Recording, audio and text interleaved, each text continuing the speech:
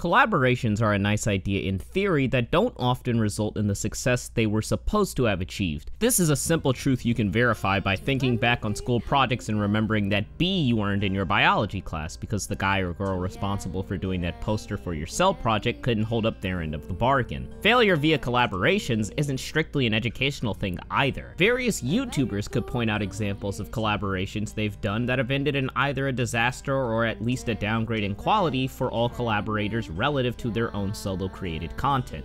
The cause of failure in these situations could be a variety of factors, such as simply rushing a portion of a project out to meet a deadline, not properly planning the project and botching the execution, all sides of the project simply lacking talent, the list goes on and on. Often the issue, however, especially in a medium like YouTube and digital media, is the issue of blending personalities across all parts of a project.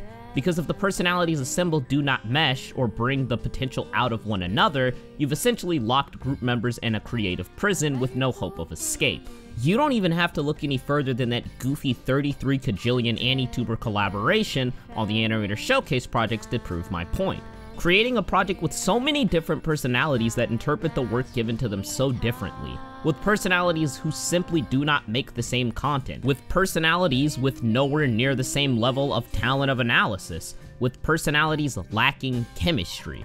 This all only resulted in a far too long series where almost every video felt like an attempt to outdo the lack of enthusiasm and surplus of elongating sentences seen in the prior video. Every video felt like an attempt to conform to the pause and select style of making videos, which is an attempt to educate the video's audience on various subjects in a sometimes hard to comprehend but genuine way. But not every collaboration ends in failure, and ironically enough, the man I just referenced was one of the two people to help prove this statement. You see, Pause and Select's portion of the Animator's Showcase series isn't simply Pause and Select. It's actually a collaboration between Joe and someone most of you know, Skrulls, aka World War II Dragon.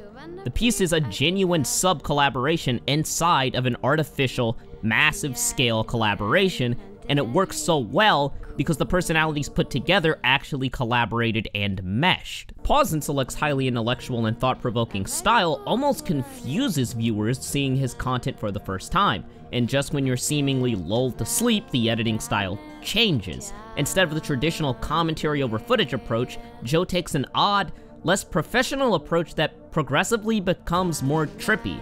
This commentary, which was initially a slog, turns into something so unlike Joe that it literally manifests itself in the editing of another person, Skrulls, who turns the video into an absurd, incomprehensible mess of editing and run-dim references that simply boggle the audience's mind and leaves them wondering, what the hell did I just watch? These personalities are so different, yet so willing to collaborate that they created easily the best video in the entire collaboration and a masterpiece of self-aware comedy in the anime community. Darling and the Frankxx is very similar. Studio Trigger and A1 Pictures have proved to me with just one episode that they are simply the greatest combination of talent you could possibly congregate within the medium because they work so well together.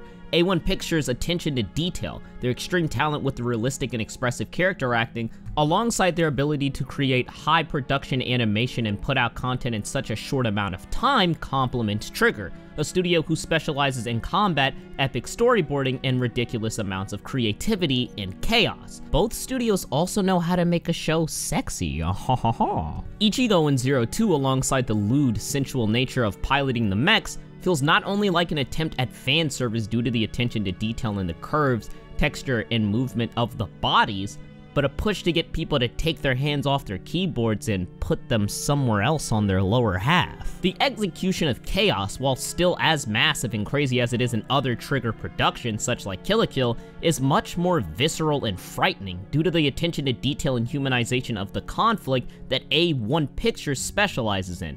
Akira Hamaguchi's scene from episode 1 is the greatest example of what I mean. While the action is still large in scale and the destruction could be portrayed without Hamaguchi's efforts, his work in animating Hero's run cycle adds to the feeling of distress and realism throughout the scene. It's not only Trigger, however, that benefits from such a collaboration.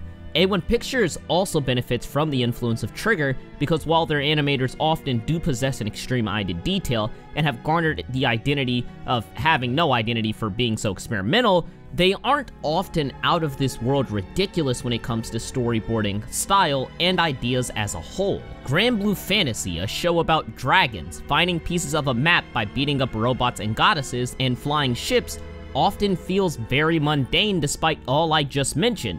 This isn't at all a detriment to the show in most cases, but there are some times, such as in episodes 7 and 8, where battles just aren't as epic as they could be due to a lack of cheesiness or other factors.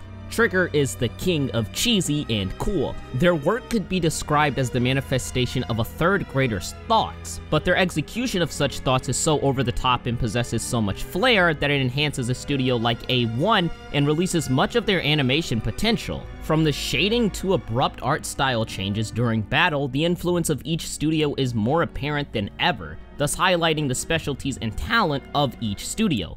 Darling in the Frankxx is a production marvel. It's simply a joy to lay your eyes upon. From a story perspective, Darling in the Frankxx is exactly what I expected. Slightly contrived and ridiculous, but stylistic and confident enough to work. Aside from one particular character, none of the cast falls into a singular archetype due to their very humanistic characterization. They're simply people. They feel natural. The atmosphere and world building feel foreboding, and characters consequently, despite their lack of exploration within the first 2 episodes, are interesting for simply existing in this environment. For getting so far into their training and surpassing all these obstacles, they feel like celebrities whose past is still to be uncovered. So much of the show's appeal is within its mystery. Darling in the Frankxx is an above-average show that's so far been the epitome of collaboration due to its stylistic combination. Its story so far isn't something necessarily to drool over, but its style and potential impact for collaborations between major studios in the future are plenty of reason to watch the show. Collaborations don't often turn out as expected, but just as in the case of Skrulls and Joe, there are exceptions where different personalities create the perfect combination, and Darling in the Frankxx is the product of such a truth.